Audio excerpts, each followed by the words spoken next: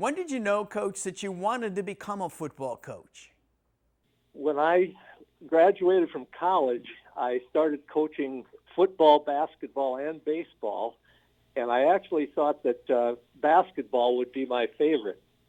But after I started coaching, I found out that I could control a football game much better than I could basketball. You grew up in Sparta, Wisconsin, and went to college at Ripon College. How many sports did you play there, and what position did you play in football? I played all three sports, football, basketball, and baseball. And in football, I was a defensive back. And then I played semi-pro football for 3 years in Illinois, and I was a defensive back. I played for the Lake County Rifles out of Waukegan, and so we played against Rockford and Madison and all those teams at that time.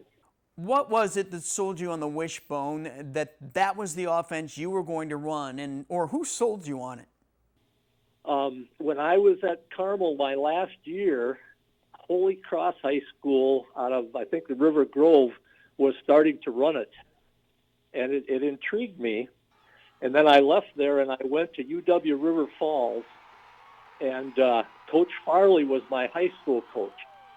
So I coached with him for 2 years. And we were just putting in the Wishbone at that time. And I really liked it. I really felt that nobody knew how to defend it. And so the more I looked at it, the more I was intrigued with the techniques that you could use for blocking and all of the intricacies that if you could get very good at executing, it would just be very difficult to defend. Do you still conduct clinics on the Wishbone in football today? Not recently, but I still get phone calls from people. I'll bet. Matter of fact, last week I got a call from a guy in Arkansas. Wow. So, yeah, I still talk to people about it, but I'm not, other than that, I'm not involved. Coach, what's your fondest memory of high school football, whether it be at Belvidere or at Rice Lake? Gosh, I guess maybe the one that had the biggest impression on me was when we won the semifinal game in 1988 to get to the state final the first time. That was because we had worked, what was it, like, I guess 16, 15 years to get to that point. And it was such a thrill to know that we were going to be playing at state. What piece of advice do you have for those young men and women who are just starting their coaching careers or they're thinking about becoming head coaches?